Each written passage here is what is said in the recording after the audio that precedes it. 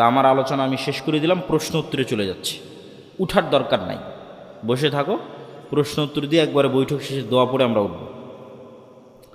জিয়ারত বাবদ এখন আমাদের জানার বিষয় হচ্ছে কর্তৃপক্ষের জিয়ারত। কি যে জিয়ারত?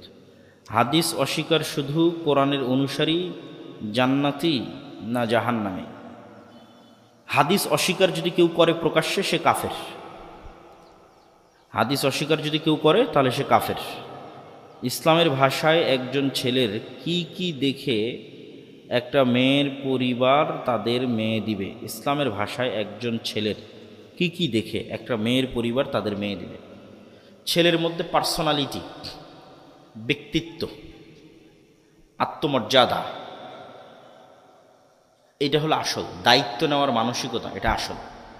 কোটিপতি দেখে বিয়ে দিয়ে দিলাম, সরকারি চাকরি দেখে বিয়ে দিয়ে দিলাম, কিন্তু ব্যক্তিত্ব নাই, দায়িত্ব নেওয়ার মানসিকতা নাই, ওর কাছে আপনার মেয়ে ভালো থাকবে না। দায়িত্বশীল ছেলের কাছে মেয়ে দিতে হবে। শাইখ কোনো এক সময় আল্লাহ আমাকে হেদায়েত দান করেছিলেন। আমি ইসলামের খুঁটিনাটি সকল বিধান মেনে চলতাম, কিন্তু কালের বিবর্তে আমি সেই হেদায়েত হারিয়ে ফেলেছিলাম। বর্তমান পুনরায় আবার সালাত সিয়াম আদায় করা শুরু করেছি, কিন্তু আগের মতো মনে শান্তি তৃপ্তি পাই না। তুমি আল্লাহর পথে যাত্রায় বইটা পড়ে দেখো, তারপরেও যদি শান্তি তৃপ্তি না পাও আমার সাথে দেখা করিও পার্সোনালি, সমস্যা নেই। জোহরের 4 রাকাত বিশিষ্ট সুন্নাত। এই যে সালাতের যত প্রশ্ন আছে না, এটা নিয়ে আমাদের একটা বই আছে, 1000 প্রশ্নের উত্তর। তায়াম্মুম, অজু, ফরজ গোসল, হায়েজ, নেফাস, সালাত, ঠিক আছে, সবগুলো মিলে 1000 প্রশ্নের উত্তর আছে। স্টেজের সোজা পিছনে কালো গাড়ি বই মুক্ত করা আছে। স্টেজের পিছনে আই ওই পাশে রাস্তার দিকে যেতে, ঠিক আছে, রাস্তার দিকে গাড়িতে বই আছে। ইসলাম কি যৌথ পরিবার সমর্থন করে? করলেও মহিলাদের পর্দার বিধান কি? যৌথ পরিবার সমর্থন করে না এরকমও বলা যাবে না, আবার যৌথ পরিবার বাধ্যতামূলক এটাও বলা যাবে না।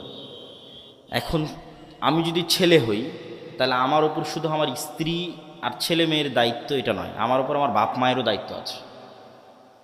তাহলে বাপ মায়ের দায়িত্বটা আমাকে বাপ মায়ের সাথে বাপ মায়ের বাড়িতে থেকেই পালন করতে হবে, এটাও জরুরি নয়, পরিবেশ পরিস্থিতির উপর নির্ভর করে।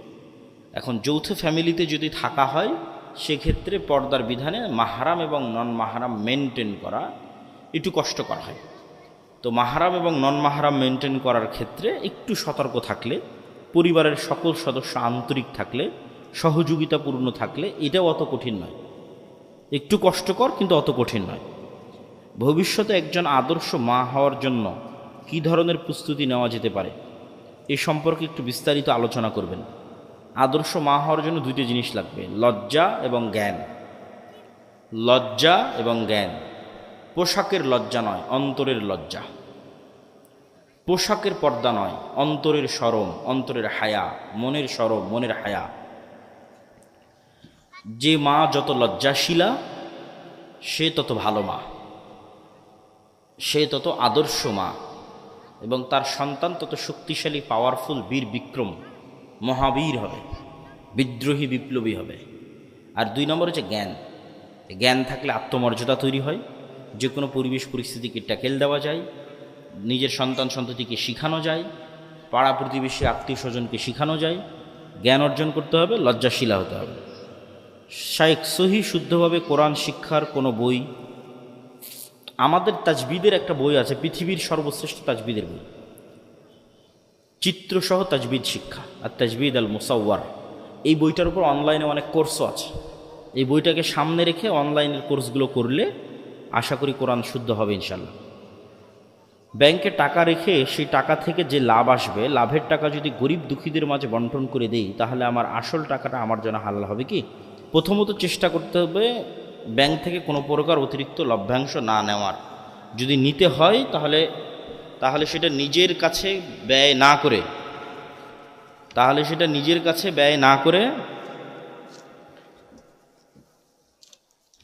নেকির আশা ছাড়া জনকল্যাণমূলক কাজে ব্যয় করে দিতে হবে। জানাজার সালাত 4 তাকবীরে হবে। প্রথম তাকবীরের পর সূরা ফাতিহা, তারপরের তাকবীরের পর দরুদ, তারপরের তাকবীরের পর বিভিন্ন দোয়া, তারপরের তাকবীরের পর সালাম পড়তে পারে। কেউ যদি গোসলের ফরজ সমূহ আদায় করে, গোসল করার পর সালাতের জন্য নতুন করে উজু না করে গোসল করার সময়ই তো, ফরজ গোসলের সময় তো উজু করার সুন্নাত আছে, তখন যদি উজু করে নেয় গোসল করার পূর্বেই, আর উজু করার দরকার নাই। আউয়াল ওয়াক্তে সালাত আদায় না করলে কি সালাত হবে না? সালাত হবে, কিন্তু আল্লাহ সুবহানাহু ওয়া তাআলা চান যে যখনই কোনো জিনিস ফরজ হচ্ছে তো মানুষ তো এখনই মারা যেতে পারে। ধরেন 12:15টায় জোহরের সালাতের টাইম হয়ে গেছে, আর আমার মৃত্যু নির্ধারণ করা আছে দুপুর 2টার সময়। তাহলে দুপুর 2টার সময় আমি মারা গেলাম, এমত অবস্থায় যে আমি জোহরের সালাত আদায় করিনি, আমার উপর একটা সালাত নিয়েই আমি দুনিয়া থেকে বিদায় নিলাম। তাহলে এখন 12:15টার সময় সালাতের সময় হয়ে গেছে, আমি তখনই সালাত আদায় করে নিয়েছি। তাহলে আমি আল্লাহর আদেশের সাথে খুব দ্রুত অ্যাক্টিভ থাকি, এটা আল্লাহ খুবই পছন্দ করে। এই জন্য ইবাদতের মধ্যে সবচেয়ে গুরুত্বপূর্ণ ইবাদত আউয়াল ওয়াক্তে সালাত আদায় করা। কেন তখনই আদেশ শুরু হয়েছে, কে সবার আগে দেখি, যে সবার আগে সেই তো আল্লাহর শ্রেষ্ঠ বান্দা। আমার জামা ছিঁড়ে গেছে, ছেঁড়া জামা শরীরে পড়া অবস্থায় সেলাই করলে কি না? তো এরকম এইগুলো কুসংস্কার, কোনো ক্ষতি হবে না।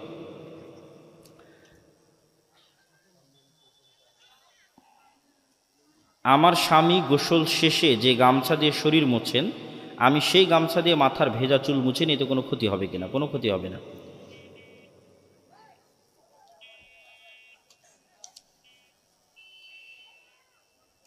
গর্ভধারিণী নারীরা যখন গর্ভধারণ করেন, নির্ধারিত 6 মাস 7 মাস পরে তার শ্বশুর বাড়িতে গিয়ে কি স্বাদ খাওয়ানো হয়?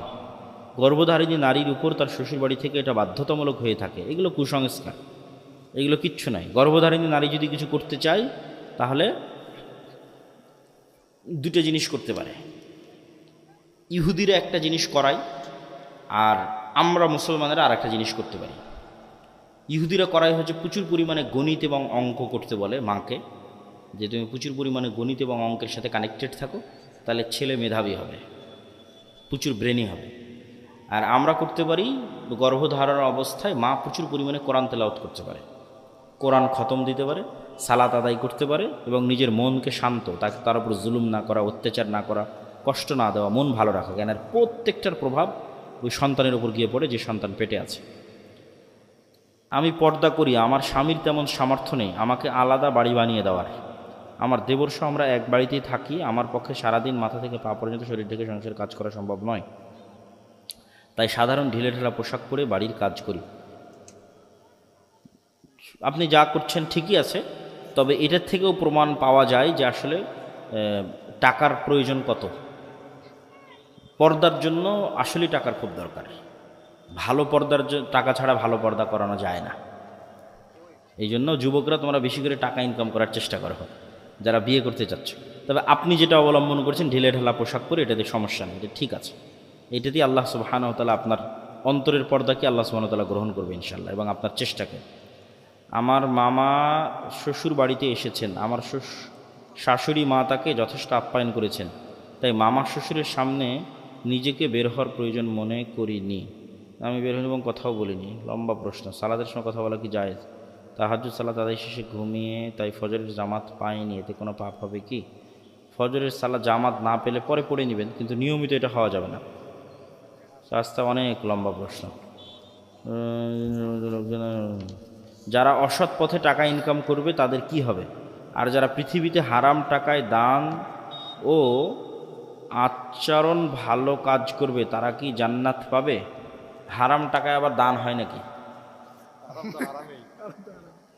হারাম টাকায় দান হয় না, এবং হারাম টাকা উপার্জন করা হচ্ছে মুনাফিকি, এবং হারাম শরীর কখনো জান্নাতে যাবে না। ওই দানই কবুল হবে যেই দান হালালের উপর।